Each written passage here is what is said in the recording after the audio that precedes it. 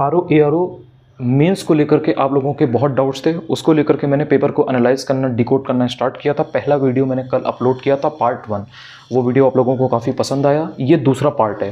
पहले पार्ट में मैंने 1 से लेकर 25 तक क्वेश्चंस को बताया था। आपका अगर सेट दूसरा होगा तो उसमें आपके ऑब्वियसली दूसरे क्वेश्चंस होंगे, बट ये जो यूथ का जो ये कंपाइलेशन है इसमें इसके अकॉर्डिंग मैंने 1 से 25 तक बताया था। आज मैं 26 से लेकर के 50 तक का ट्राई करूंगा। सिर्फ 25 क्वेश्चन इसलिए बता रहा हूँ बिकॉज एक्सप्लेन भी करता हूँ क्वेश्चन में कि उसका सोर्स क्या हो सकता था, या वो कितना कैसा क्वेश्चन था, टफ था, ईजी था, मॉडरेट था।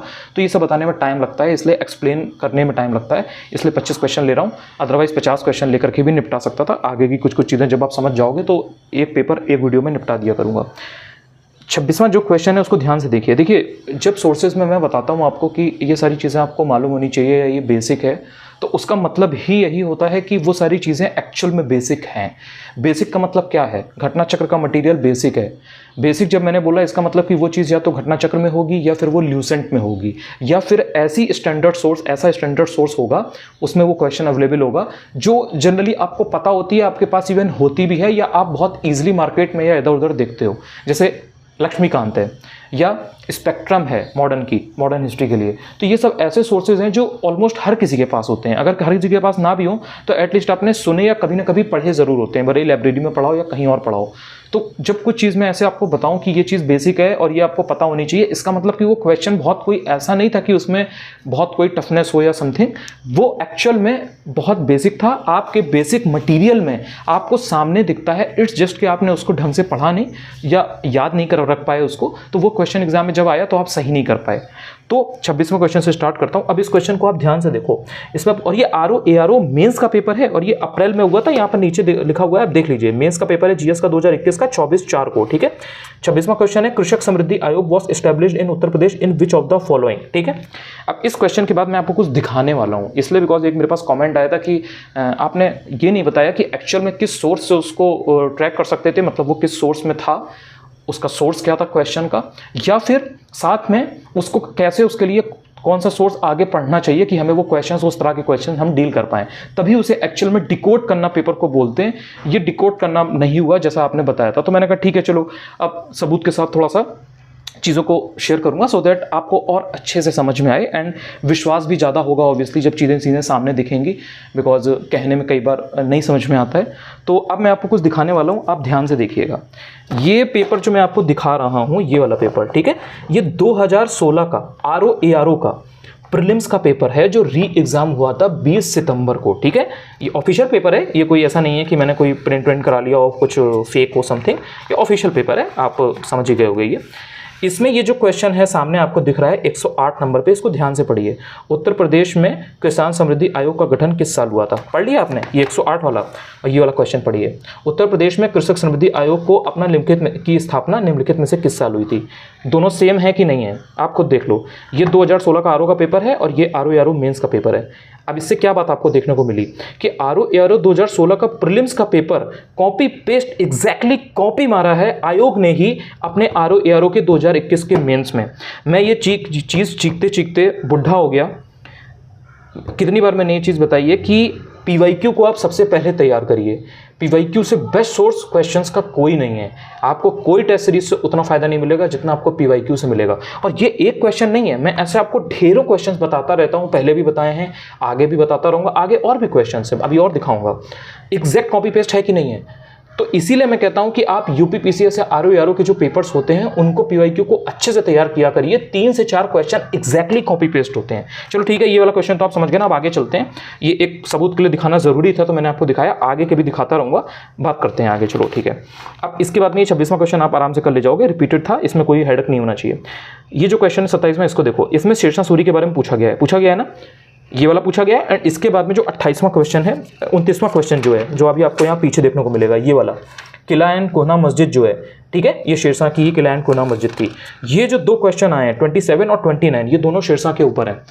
कल जो मैंने हिस्ट्री का वीडियो अपलोड किया था जिसमें मैंने आपको टारगेट वगैरह दिया था, मैंने बताया था कि इसमें मिडीवल हिस्ट्री में ये चीज़ें पढ़ना, बाबर, हुमायूं, शेरशाह मैंने आपको बताया था, अकबर, जहांगीर सब बताया था ना, उसमें मैंने क्या बोला था कि हुमायूं और शेरशाह जरूर पढ़ना, उसमें भी शेरशाह वेरी वेरी इंपॉर्टेंट है, बाबर से भी ज़्यादा इंपॉर्टेंट हुमायूं शेरशाह है, और शेरशाह को ढंग से पढ़ना, उसके बारे में कई चीज़ें पूछी जाती हैं। जो जयता और कुंभा वाला क्वेश्चन था जो 2021 या 22 में, एक बार आप चेक कर लेना, उसमें जो जयता कुंभा वाला क्वेश्चन आया था यूपीपीसीएस में, वो आया हुआ था, मैंने उसका संदर्भ देते हुए आपको बताया था कि शेरशाह सूरी कितना इंपॉर्टेंट है। वहां पर शेरशाह सूरी का जयता एंड कुंभा के साथ में जो क्वेश्चन था वो पूछा था यूपीपीसीएस में, और यहां पर आरो यारो में शेरशाह सूरी के बारे में ही पूछा है। इट्स जस्ट कि उसने 2 बेसिक फैक्ट दे दिए, हुमायूं के बारे में तो नहीं पूछा, बाबर के बारे में तो नहीं पूछा, जहांगीर के बारे में तो नहीं पूछा, और किसी रूलर के बारे में तो नहीं पूछा, शेरशाह के बारे में वहां पे पूछा था जयता कुंभा कि उसको अपनी ब्रेवरी से, बहादुरी से किसने प्रभावित किया था, शेरशाह सूरी वाला, ठीक है। और यहाँ पे उन्होंने शेरशाह सूरी का डायरेक्ट स्टेटमेंट दिया है। अब तो विश्वास हो गया होगा ना, अगर अभी भी विश्वास नहीं हुआ है तो इसका मतलब यही है कि आप विश्वास करना नहीं चाहते हो।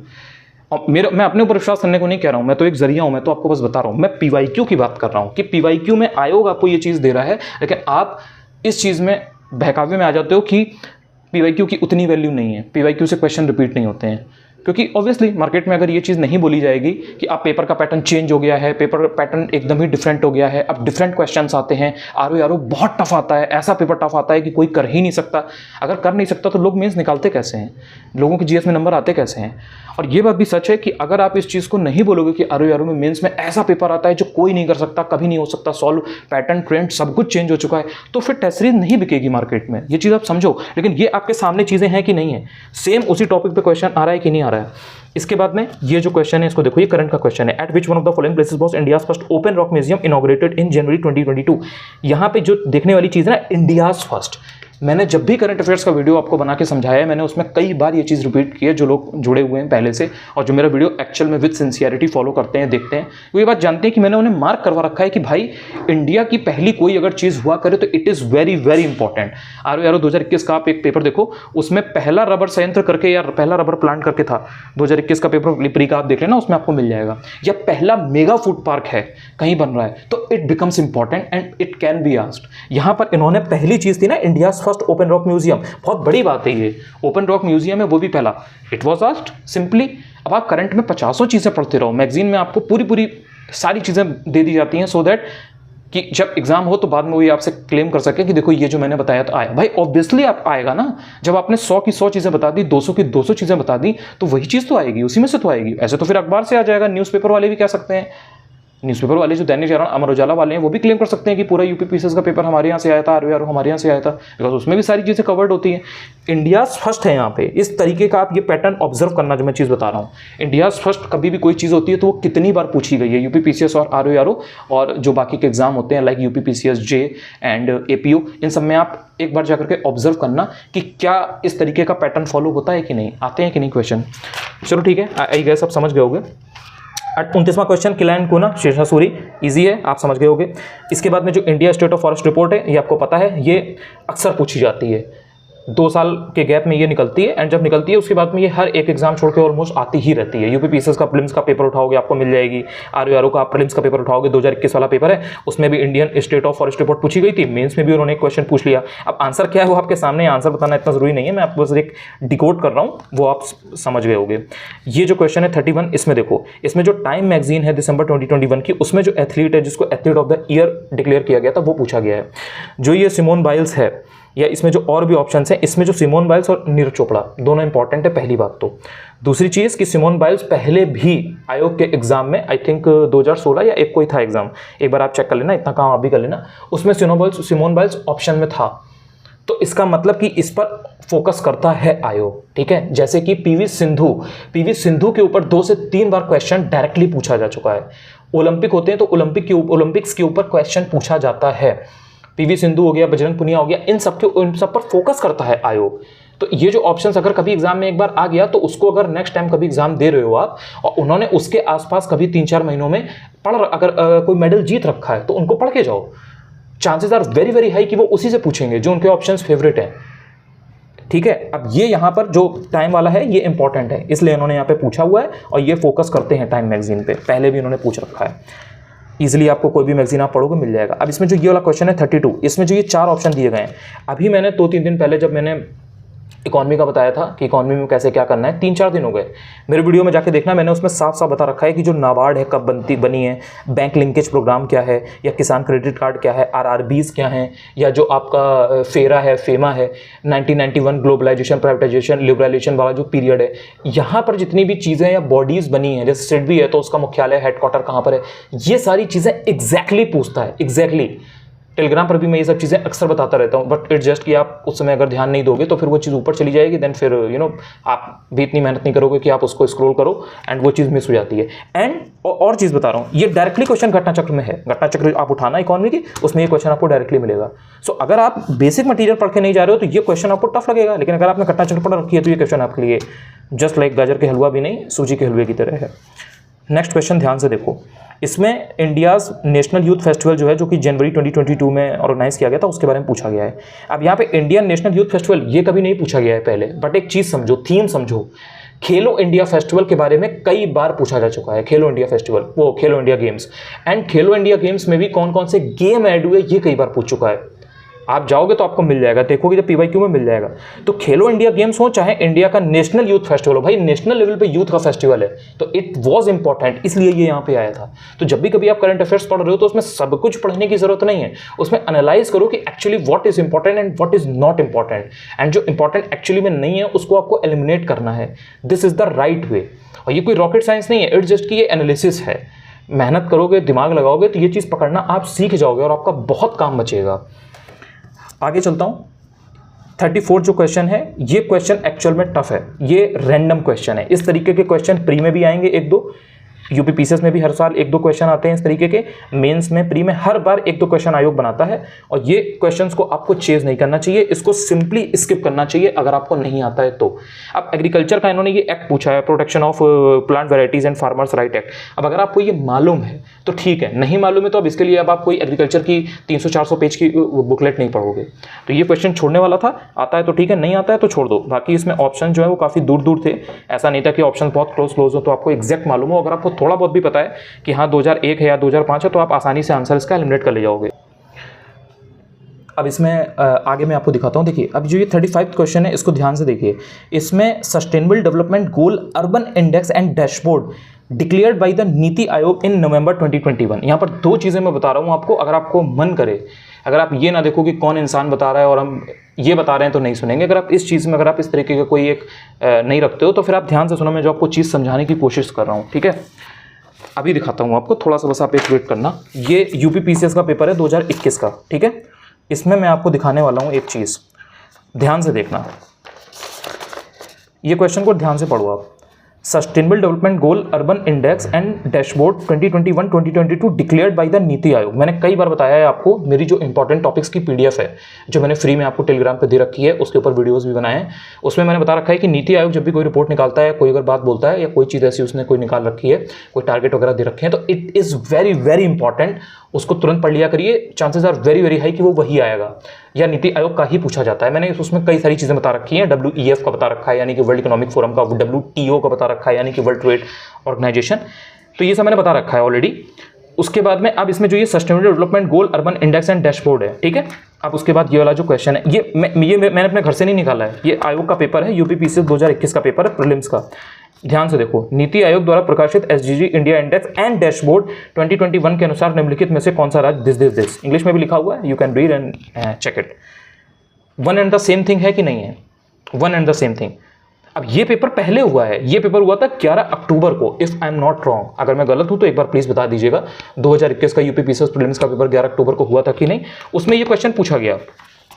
ये ARO मेंस का पेपर है जो आपका हुआ है 24/4/2022 को, यानी कि ऑलमोस्ट अक्टूबर के बाद करीब करीब 6.5 महीने बाद। इसका क्वेश्चन आप कह सकते हो कि इसमें इन्होंने कॉपी पेस्ट मारा है, या इससे आप कह लो कि मोटिवेटेड है या ड्राइव्ड है, सेम थीम है। आई होप कि आपको अब समझ में आ गया होगा। चलो ठीक है, 36 जो क्वेश्चन है उसको आप ध्यान से देखो। 36 क्वेश्चन, इसमें आपको नेशनल डेवलपमेंट काउंसिल के बारे में पूछा गया ना कि ये कब बनी थी, नेशनल डेवलपमेंट काउंसिल। ये भी है, ये भी रिपीटेड है, इसको भी मैं आपको ट्राई करता हूँ कि दिखा पाऊँ। हाँ यार मिल गया।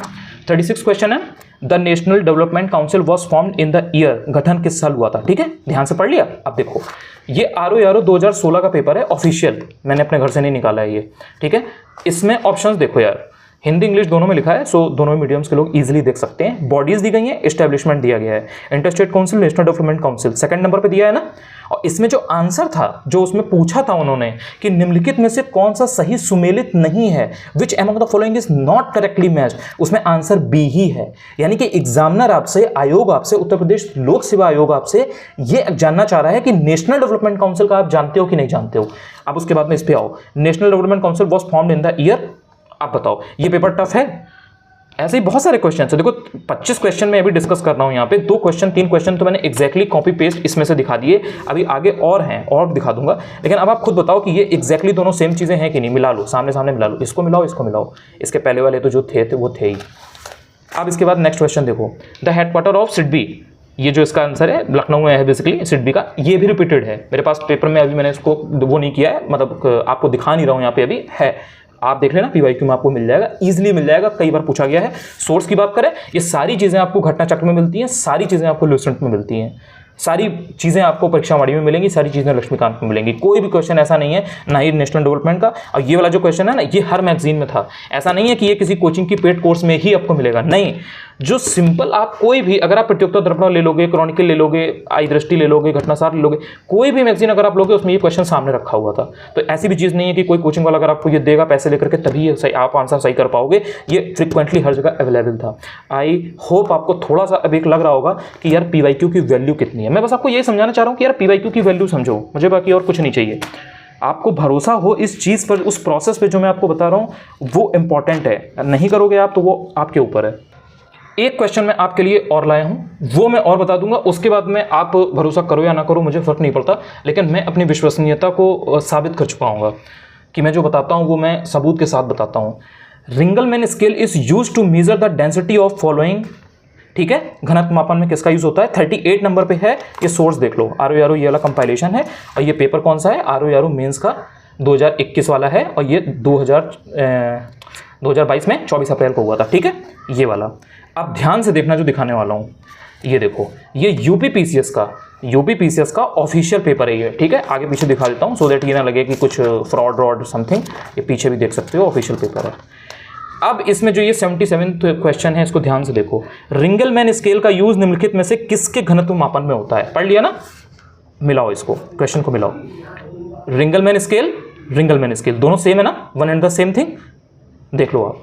अब ये क्वेश्चन 6 महीना पहले जब एग्जाम हो रहा है यूपीपीसीएस का, उसके 2 से 3 क्वेश्चन सिर्फ एक पेपर से मैं आपको दिखा रहा हूं कि डायरेक्टली आरओ के मेंस के पेपर में आ रखे हैं। जब मैं बोलता हूं आप लोगों से कि आप लोग अगर आरओ 2023 का प्रीलिम्स तैयार कर रहे हो तो यूपीपीसीएस के प्रीलिम्स के पेपर को समझो। जब मैं वीडियोस बनाता हूं उसमें समझाता हूं तो लोग देखते नहीं है, पसंद नहीं आता लोगों को, बिकॉज उनको लगता है कि आरओ का पेपर है तो आरओ के पीवाईक्यू सॉल्व करना चाहिए, ये पीसीएस का क्यों बता रहे हैं, ये पता नहीं क्या बता रहे हैं। भाई बता रहा हूं क्योंकि उस चीज़ की वैल्यू है, फ्री में चीख रहा हूं इसलिए वैल्यू नहीं है, वो बात I agree, I accept that. सामने ये क्वेश्चंस आपको मिल रहे हैं, इसके आगे भी और भी क्वेश्चंस है बट उनको मैं दिखाऊंगा नहीं, जब मैं बताऊंगा तो आप समझ जाना कि वो पीवाईक्यू में है, जाके मेहनत करना, वो क्वेश्चंस आपको मिल जाएंगे। 39 क्वेश्चन जो है उसमें सिंपली उन्होंने पूछा था कि जब भी कभी आपको कोई बुक है, कोई ढूंढनी है, कुछ है, तो उसमें आप कैसे उसको करोगे। तो ये बहुत बेसिक है यार, आप इतनी किताबें पढ़ते हो, इतनी बुक्स पढ़ते हो, तो उसमें आपको पता रहता है कि हाँ यार बुक खोलोगे तो आपको क्या क्या मिलेगा। पहले आपको चैप्टर्स मिलेंगे, या पहले आपको कंटेंट्स मिलेंगे, या पहले आपको इंडेक्स मिलेगा, पहले आपको टाइटल मिलेगा, इंट्रोडक्शन मिलेगा। तो इसको क्रोनोलॉजी में लगाना था। रीजनिंग का बहुत ही कॉमन सेंस का क्वेश्चन है, ईजिली आप लगा ले जाओगे। इसके बाद में जो क्वेश्चन है, which one of the following scheduled tribes is not found in Varanasi district of Uttar Pradesh. इसमें मैंने आपको अभी 2-3 दिन पहले ही मैंने आपको जब यूपी स्पेशल की फोटो वगैरह भेजी थी टेलीग्राम पे, और मैंने उसके आपको मोस्ट इंपॉर्टेंट टॉपिक बताए थे, और मैंने आपको बताया था उसमें कि जो शेड्यूल्ड ट्राइब एंड जितनी भी हैं ये यूपी की बहुत इंपॉर्टेंट है। उसमें वो जो मैंने फोटो भेजी थी उसमें एक बार जाके देख लेना कि उसमें ये ऑप्शंस हैं कि नहीं, या ये क्वेश्चन है कि नहीं है, डायरेक्टली आपको मिल जाएगा। एंड पहले भी मैंने टेलीग्राम पे ये चीज़ बताई है, पहले भी बताई है, ऐसा नहीं है। और सोर्स की अगर बात करें, आराम से आपको ये, चाहे आप तथ्यसार की बात करो उसमें भी मिल जाएगा, वाणी की बात करो उसमें भी मिल जाएगा, और कोई भी अगर आप नॉर्मल सोर्स पढ़ोगे, घटना चक्र वगैरह जो एक पीवाईक्यू वगैरह होते हैं, उसमें भी ये क्वेश्चन आपको ईजिली मिल जाएगा। तो ये क्वेश्चन आपका वहाँ से आराम से हो जाएगा। इसके बाद में river Ganga enters in Uttar Pradesh from which district. Ganga नदी उत्तर प्रदेश में किस जनपद से प्रवेश करती है? बहुत ही ईजी क्वेश्चन है। उत्तर प्रदेश की तथ्यसार आप पढ़ोगे, सामने आपको मिल जाएगा। इसके अलावा मैंने आपको कई बार बताया है कि यार गंगा, यमुना और ब्रह्मपुत्र और इधर साइड में महानदी, इनको अच्छे से पढ़ लो, इन्हीं से घुमा घुमा करके पूछता है। यूपीपीसीएस में 4 क्वेश्चन इन ऑल रिवर्स से पूछे गए थे 2023 के पेपर में, प्रीलिम्स में। एंड 2022 में भी रिवर्स से आते रहे हैं, आरओ में भी आते रहे हैं, तो रिवर्स के ऊपर वो हमेशा पूछते हैं। गंगा उनका फेवरेट है, गंगा उनकी फेवरेट है, तो 41 क्वेश्चन आपका इस तरह से आप आसानी से सॉल्व कर सकते थे। इसके बाद में जो क्वेश्चन है 42 पे, joint sitting of both the houses of parliament. मैं जब अपने पॉलिटी के वीडियो बनाता हूं उसमें मैंने पता नहीं कितनी बार बताया है कि यार ज्वाइंट सिटिंग ऑफ पार्लियामेंट आपको पता होना चाहिए। बहुत सारे ऐसे आर्टिकल्स हैं जो वेरी वेरी इंपॉर्टेंट है, उसमें से एक ज्वाइंट सिटिंग ऑफ पार्लियामेंट है। ये मैंने आपको कई बार बताया है। इम्पीचमेंट ऑफ प्रेसिडेंट हो गया, फाइनेंस कमीशन हो गया, आर्टिकल 280 हो गया, या फिर आपका आकस्मिक निधि हो गया। ये सारी ऐसी चीजें हैं। ये आर्टिकल आपका 249 है, 253 है। ये सारे आर्टिकल ऐसे हैं जो बार बार आए हुए हैं और मैंने आपको कई बार अपने वीडियोस में बताया है। बट वही बात है कि आप लोगों ने शायद ध्यान नहीं दिया तो आपको इतना याद नहीं है, लेकिन आप जाना ये पीवाईक्यू में आपको आराम से मिलेगा। सोर्स की बात करें, घटना चक्र में आपको ये बहुत बार क्वेश्चन मिलेगा, बहुत बार। तो अगर आपने सिंपली घटना चक्र भी कर रखी है तो you will be able to solve this question. इसके बाद में बात करें कि ये वाला जो क्वेश्चन है, निम्नलिखित में से कौन हिंदुस्तानी संगीत के क्षेत्र में महान विभूति नहीं था। This question is actually tough, random question आप कह सकते हो। देखो जो क्वेश्चन है कि हिंदुस्तानी संगीत के क्षेत्र में महान विभूति नहीं था, ये जो हिंदुस्तानी संगीत है ना, हिंदुस्तानी म्यूजिक, दिस इज इंपॉर्टेंट। ये प्रिडिक्टेबल है कि हिंदुस्तानी संगीत के बारे में पूछा जा सकता है, लेकिन जो ऑप्शंस आए हुए हैं, जो ऑप्शंस आयोग ने दिए हैं, दीज आर एक्चुअली टफ। अब इसमें आप दो ऑप्शन हटा सकते थे। अगर आपने ढंग से पढ़ाई कर रखी है तो दो ऑप्शन आप हटा लोगे, कि जैसे राजा मानसिंह तोमर है, तानसेन है, ये तो आप हटा लोगे। लेकिन इसके बाद के जो दो ऑप्शन है वो दोनों टफ हैं। अगर आपने ढंग से एकदम इन डेप्थ जाकर के नहीं पढ़ा है तो आप इतना इजीली इस क्वेश्चन को सॉल्व नहीं कर सकते। दो ऑप्शन हटा लोगे, दो में डाउट रहेगा, दोनों में से कोई भी एक ऑप्शन आप चूज करोगे, बट वही है 50-50% चांसेस हैं आपके कि सही होने के। इसके बाद जो क्वेश्चन है, द प्रोविजन ऑफ 3 लेजिस्लेटिव, मतलब कि भारत के संविधान की निम्नलिखित सूचियों में से तीन विधायी सूचियों का प्रावधान है। इसमें जो आपका आंसर है आपको पता है कि इसमें जो 7th वाली है उसमें है ये। अब आप सोचोगे कि ये क्वेश्चन भी इसमें एग्जैक्टली जो ये 7वीं अनुसूची है ना, इसके ऊपर क्वेश्चन आ चुका है। 2019 का या 2020 का यूपी पीसीएस का पेपर उठाना, थोड़ी मेहनत करना आप भी, आपको ये क्वेश्चन मिल जाएगा। और जब आप ये क्वेश्चन ढूंढोगे ना, इस तरीके की जब चीजें आपको मिलेंगी और ढूंढोगे, तो आपको कॉन्फिडेंस आएगा अपनी किताबों पे, अपनी मेहनत पे, अपने हाथ की लकीरों पे, अपनी बुद्धि पे, अपने दिमाग पे, रादर देन कि आपको कोई इंसान बहकावे में ले जाए। ये क्वेश्चन आ चुका है। इट्स जस्ट कि वहां पर उन्होंने ये पूछा था कि 7वीं अनुसूची में विषय कितने हैं, विषय कितने हैं, जो उसमें चीजें होती है ना, जैसे कि कभी कभी आपसे पूछ लिया जाए कि यार जो जनसंख्या है या पुलिस है या जेल है, तो ये सब किसके अंडर में आता है। तो ये इस तरीके से उसमें डिटेल में पूछ लिया गया था। तो कुछ उसमें विषय की संख्या पूछी थी, लेकिन पूछा 7वीं अनुसूची के बारे में ही था। अब यहाँ पर इन्होंने डायरेक्टली उसी के बारे में पूछ लिया है कि किसमें ऐसा प्रावधान है। आई होप कि आपको समझ में आया होगा। अब देखो, अब जो दिखाने जा रहा हूँ वो लास्ट दिखा दूँ, क्योंकि मेरा मन है, क्योंकि कभी कभी जरूरत पड़ जाती है, कभी कभी अपनी विश्वसनीयता को साबित करने की जरूरत पड़ जाती है, तो इसलिए मैं आपको दिखाऊंगा। जो नेक्स्ट क्वेश्चन है, ये 45वां वाला, उसको आप ध्यान से देखिएगा। Who was not the initial member of the नौजवान सभा फॉर्म्ड इन द 1926, यानी कि 1926 में गठित नौजवान सभा का प्रारंभिक सदस्य कौन नहीं था। RO mains GS 24/4/2022। ठीक है, अब आपके सामने जो मैं दिखाने जा रहा हूं उसको ध्यान से देखिएगा। ये आपका यूपी पीसीएस का पेपर है 2021 का। अगेन 6.5 महीने बाद जब अप्रैल में पेपर हो रहा है, तो उसमें आपको ये चीज़ देखने को मिल रही है। ऑफिशियल पेपर है, सो दैट आपको ये ना लगे कि नहीं ये इनके पास था, क्या था, कैसे आया ये पेपर, इन्होंने प्रिंट निकाला है, फेक है। सो अब इसमें जो पहला क्वेश्चन है इसको ध्यान से देखिए। निम्नलिखित में से 1926 ईस्वी में गठित नौजवान सभा का प्रारंभिक सदस्य कौन नहीं था। डायरेक्टली क्वेश्चन कॉपी पेस्ट है या नहीं है, आप देखो, ये देखो, यहाँ रख देता हूँ, थोड़ा मिलाने में आसानी होगी आपको। देखो ये यहाँ पे है ना, और ये यहाँ पे है, ध्यान से देखो, दोनों सेम क्वेश्चन है ना। डायरेक्टली यूपी पीसीएस के 2021 के पेपर से सामने सामने 3 क्वेश्चन कॉपी पेस्ट। इसके बाद मैं आगे चलता हूँ। 46वां क्वेश्चन है, ये उतना इंपॉर्टेंट नहीं था। एमएसएमई के बारे में जो इन्होंने बात वगैरह कर रखी है, जो सुगमता सूचकांक इज याला जो है, ये इंपॉर्टेंट है, लेकिन ये बहुत ज़्यादा इंपॉर्टेंट नहीं है। थोड़ा सा रैंडम क्वेश्चन आप इसको कह सकते हो। उस समय ये आया हुआ था, न्यूज़ में था, तो इन्होंने पूछ दिया। बाकी एमएसएमई के बारे में आपको थोड़ा पता होना चाहिए, क्योंकि एमएसएमई के बारे में आयोग कई बार पूछ चुका है, तो वहाँ से आप ये क्वेश्चन अगर आपको थोड़ा एक प्रिडिक्टेबल बन जाता है। बाकी ये क्वेश्चन टफ था, इतना ईजी नहीं था। इसके बाद जो क्वेश्चन है 47 पे, कि कौन सा विटामिन जल में घुलनशील है। यार वेरी इजी क्वेश्चन, घटनाचक्र में है ये। घटनाचक्र की अगर मोटा कंपाइलेशन, तो इवन लीव इट, छोड़ दो वो। अगर जो पतली वाली 20 पन्ने की जो किताब आती है ना, बायोलॉजी की, केमिस्ट्री की, जो साइंस की पतली पतली आती हैं, अगर उनको भी पढ़ लोगे तो उसमें मिल जाएगा कि कौन सा विटामिन जल में घुलनशील है। ऑल्सो एक और चीज बता रहा हूं, यूपी पीसीएस का 2018 का, 19 का, 20 का, 2017 का, 16 का पेपर उठा लेना, विटामिन के ऊपर 3 क्वेश्चन आते थे। विटामिन के ऊपर वो मतलब पूरा गुच्छे में, क्लस्टर में क्वेश्चंस देते थे। तो विटामिन तो बहुत इजी है, रटा होता है। इसके बाद में जो ये वाला क्वेश्चन है, इसमें डॉप्सन इकाई से निम्नलिखित में से क्या मापा जाता है। अब देखो, ओजोन इनका फेवरेट टॉपिक है। ओजोन से कभी ये क्योटो प्रोटोकॉल पूछ लेंगे, कभी ओजोन में ये ओजोन लेयर के ऊपर पूछ लेंगे, किस लेयर में, मतलब कहाँ पे मिलती है, किस लेयर में मिलती है, क्या है, ये सब चीज़ें है ना, जो संताप मंडल वगैरह है ट्रोपोस्फियर वगैरह ये सब चीज़ें। अब यहाँ पर इन्होंने वो नहीं पूछा, तो क्या किया कि ये पूछ लिया कि डॉप्सन इकाई किसके लिए होती है, मतलब किससे मापा जाता है एंड समथिंग, ये कंसंट्रेशन वगैरह जो होता है वो किससे मापते हैं, ओजोन से। सेम चीज़ है, सेम क्वेश्चन है, कोई डिफरेंस नहीं है। आप अगर ओजोन पढ़ोगे तो उसमें डॉप्सन छोड़ थोड़ी ना दोगे यार कि नहीं मैं डॉप्सन नहीं पढ़ूंगा, ऐसा तो नहीं करोगे ना, ऑब्वियसली आप पढ़ोगे। सिंपल बेसिक चीज़ है, हर किताब में मिलता है, घटना चक्र से लेकर के कोई भी इन्वायरमेंट का basic source you will follow, you will get this question. तो ये 48 आपको यहाँ से मिल जाएगा। देन 49 की अगर बात की जाए, all India trade union Congress 1929 में जो है ये, इसमें इनका कौन कैसे था क्या था। यूपीपीसीएस का 2021 या 22 का पेपर उठा लेना, उसमें ट्रेड यूनियंस के ऊपर 4 क्वेश्चन आए थे। ट्रेड यूनियंस के ऊपर 4 ऑप्शंस थे, क्वेश्चन आया हुआ था ट्रेड यूनियंस के ऊपर। उसमें जाना और एक बार देख लेना कि ये ऑप्शन में all India trade union Congress दिया है या नहीं दिया है। अब 2021 के मेंस में इन्होंने डायरेक्ट ये पूछा कि उस समय वहां का अध्यक्ष कौन था। 2022 के पेपर में इन्होंने उसी में 3 ऑप्शन और जोड़ के मैच द फॉलोइंग में वो क्वेश्चन बना दिया। One and the same thing है या नहीं है, बताना कमेंट में, आप बताना आपके सामने। अगर आपको ना विश्वास हो तो 2022 का भी पेपर ढूंढ के ऑफिशियल मैं ये चीज़ आपको सामने रख के दिखा दूंगा, तो आपको आप देख लोगे खुद ही। इसके बाद में देखो जो क्वेश्चन है उसको देखो, 50वां क्वेश्चन है, लास्ट क्वेश्चन है, ये भी रिपीटेड है ऑब्वियसली। अभी देखता हूँ, दिखा देता हूँ, इसको भी होगा ये सामने ही। हाँ, अब ध्यान से देखो आप, lake Balkhash is situated in which one of the following countries. ठीक है, इसमें 4 ऑप्शन देखो, Kazakhstan, Kyrgyzstan, Russia and Turkmenistan. ठीक है, अब तुर्कमेनिस्तान के ऊपर ऑब्वियसली पिछले साल आप उठाना, 2022 का यूपी से 2022 का पेपर प्रीलिम्स का आप यू विल पिक, उसमें आपको तुर्कमेनिस्तान का जो डिजर्ट है वहाँ का वो पूछा गया था। खैर कजाकिस्तान ऑप्शन में है ना, ठीक है, यहाँ पे आपने देखा आंसर भी इसका कजाकिस्तान ही होगा। ये आरओ 2016 का पेपर है, ठीक है, प्रीलिम्स का पेपर है। इसमें जो ये क्वेश्चन है 84, इसको जरा ध्यान से पढ़ो। विच one of the following is not correctly matched, and इसमें आपको ऑप्शंस क्या क्या दिए हुए हैं, कजाकिस्तान, यूक्रेन, जर्मनी और फ्रांस। कजाकिस्तान ऑप्शन में है कि नहीं है।